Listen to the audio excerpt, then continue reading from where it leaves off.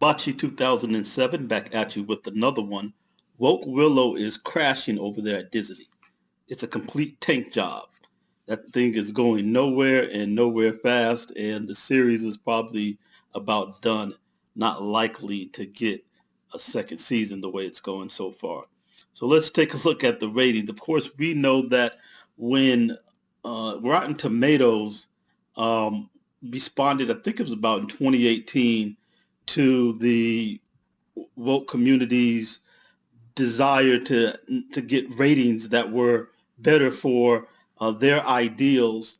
They did this whole thing of being quote unquote inclusionary, which was basically adding in a lot of activist-minded people to the critic ratings. So you had professional critics who were doing this before, and then they added in about 200 people who would represent whatever notions they wanted to represent, as far as mostly the LGBT community and other Me Too minded females and people with an activist agenda.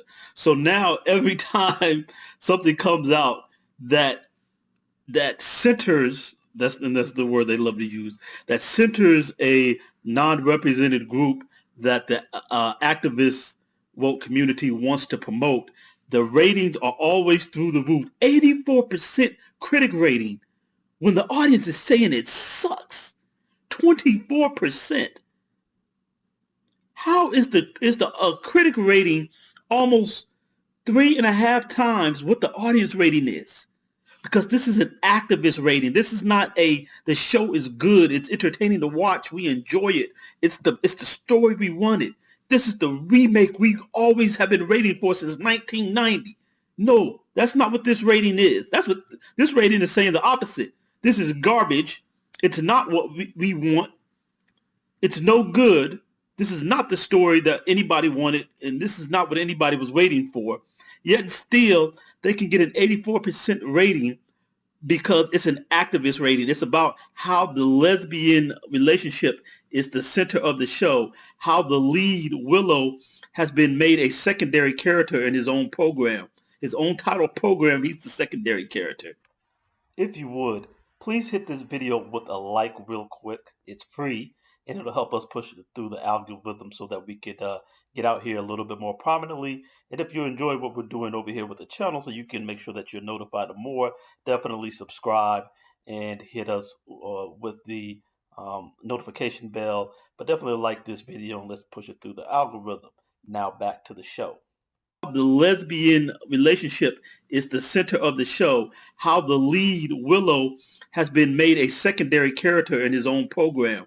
His own title program, he's the secondary character to the women and to this centered lesbian relationship, and to women knights rescuing a man who's a damsel in distress. I heard it called a manzel in distress. So men are made to look like weak clowns again. Now women are the new men. They can do everything a man can do. They don't need no man. They are the man. They're the knights now. So it's saying the Willow series is out now, but fans aren't impressed. This was from December the 1st, right after it came out. Fans who love the 1988 original film were super excited about the new Disney Plus Lucas series adaptation of Willow until they watched the premiere episode. The first 2 episodes of the new show are now available on streaming. People are disappointed with Willow. The main problem that fans are having is that although it is a revival of the original IP, it needs to do the original film more justice. According to what many fans say, they need to appreciate how the story and dialogue have been written and feel that it takes away from the medieval fantasy genre of the series. Again, we just talked about that. Wearing modern clothes, using modern TikTok lingo, creating basically a CW teenage soap opera. Nobody wants to see that trash. All right, so next we have this one. This article, Willow's ratings are worst for Disney Plus, Willow's ratings are the worst for Disney Plus. So Simba TV has the ratings. Willow isn't a big hit with fans. It isn't a hit on Disney Plus, as its ratings are the worst for a show on the streaming services. Their worst ever rated show. Simba TV took a bit of a sabbatical, okay, blah, blah, blah. According to Simba TV, only 481,000 households watched Willow in the first 5 days of the release, and that is 2 episodes released. So that means they're not getting people who are sticking around to watch the show. They're not getting repeat watchings until the second series, to the second episode. 481,000. That's very small for a streaming service that has tens of millions of people on there. Fans despise the Willow Disney Plus series, yeah, obviously. Since Simba TV has been releasing numbers, Willow marks the lowest rating for a show on Disney Plus, much lower than Mrs. Marvel.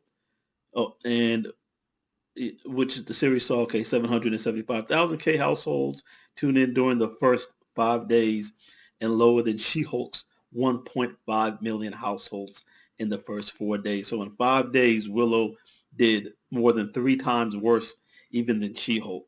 All right. On the other hand, Woke Willow isn't doing a very good job, but Woke Wednesday has been making its numbers. It's doing pretty well over on Disney Plus, but the word that I've been, obviously this is on Netflix and not Disney Plus, so that was a misstatement as I was recording this. But the word that I've been hearing back that it's worse than we thought. It's even woker than we would have thought it would be. But the thing is, and the kind of the bottom line that keeps coming out from this is that people are saying, yeah, it's woke, but I'm going to watch it anyway. So it's still going to get its ratings and get its numbers because people have chosen and decided that they're going to watch anyway. And I think a lot of that is because even though there are a lot of aspects of the show, the Mary Sueism, the comments about mansplaining, even some of the diminishment of men, there's still a good underlying story at least. The story is not about some woke-centered group of people being centered in the show above and beyond focusing on the character and the purpose of the show, which is some type of adaptation for Wednesday Addams. That sort of thing is what's done in most of these other situations. They take the issue or the point of the program and cast it aside. So that's what we saw with Star Wars. We saw Luke Skywalker. We saw Han Solo cast out of the whole series as the centered people to be replaced by, it has to be the woman takes over and she's the greatest Jedi ever with no training, with no anything. She's just born and the greatest Jedi ever. That must be what it is. And Han Solo and Luke are both cowards who abandon their family and abandon their mission. Take the original and destroy it. We just saw with Willow. Make it centered around a female lesbian relationship and strong female women who are knights who are going to rescue the damsel in distress. Cast out what's been the core of the program and take away having any kind of story and make it all about pushing an agenda and forget the actual central story. At least with Wednesday, while they are kind of adding a lot of woke aspects to this thing, the show is still about the show. The show is still about Wednesday and her exploits and the original, and it holds true in some ways to the original character to the degree that she's this indifferent teenager who's focused on death to some degree and odd things and that sort of thing. So the core of what at the Addams family and Wednesday Addams and who they are is at least still there while they throw in these other aspects of wokeness on top of it. So people apparently are still going to watch.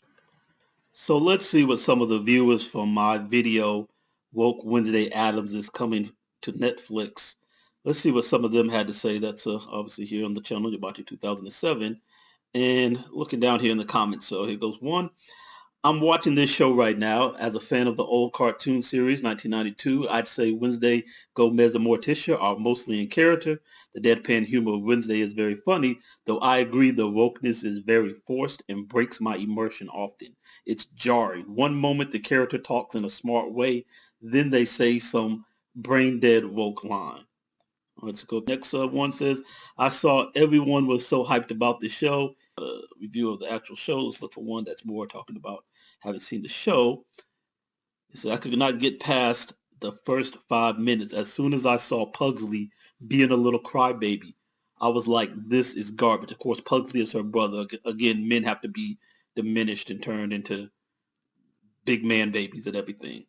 Pugsley is constantly tortured by Wednesday and loves it. This is the original Pugsley in the old movies and cartoons, and loves it. Why would he complain about being bullied? The guy's a psychopath. People should be terrified of them. But now they're making him to a weak crybaby and crying about bullying. This one. The wokeness in this show is unsubtle. It's not even real anymore. In one episode, there were gender-neutral bathrooms. Some talk about patriarchy. Then one of the students explaining Wednesday's vision to her. That gets into a thing about the father. I don't want to go into that one. But this guy, I think, is this the one he gave the in-depth recap? So this one was really interesting. Watched just over half of the first episode. From the get-go, Wednesday Addams commits attempted murder, resulting in a boy losing a testicle. Yes, literally neutered a guy. Apparently today, this is something that's hilarious and totally not a crime. Yes, mutilating a man's genitals, this is hilarious. If we were talking about female mutilation, it'd be a different issue. That wouldn't be funny in the public zeitgeist. Wednesday Addams is punished by being sent to a school for gifted children. Upon entry, she meets a strong, diverse female character that kicks the ass off of some stupid, weak white lad in fencing. Naturally, Wednesday Addams challenges this girl, beating her in the first round, losing the second, then upping the ante by making the third round winner draws blood. So later, Wednesday Addams goes to a cafe. There's a stupid white guy barrister struggling with a broken coffee machine. He exclaims that he cannot fix it because the manual is in Italian. Wednesday Addams, naturally fluent in all languages, is able to apply her mechanical talents to fix the broken machine. And then she goes on. This is the scene where she beats up all the men who are 50 pounds heavier than her. She beats them all up easily and walks away. Knocks all three out without breaking a sweat. Just what we told you. So a lot of these people, like they said, they're watching it anyway. I'm not going to watch it because I'm not giving them my money. I have Netflix, and I just decided this is just not something I want to see. I'm not going to support it. There's so many other things I can watch and so many other things I could do with my life besides give support to these sorts of things. They're going to continue to make them as long as they win, as long as they get the ratings. So I'm not helping them get the ratings because I don't want to continue supporting this type of programming. But that's all we got for today. We'll catch you on the next one. This is probably going to be part 2 because I'll probably break this up. This is a longer run time than I want for one video. I'm out.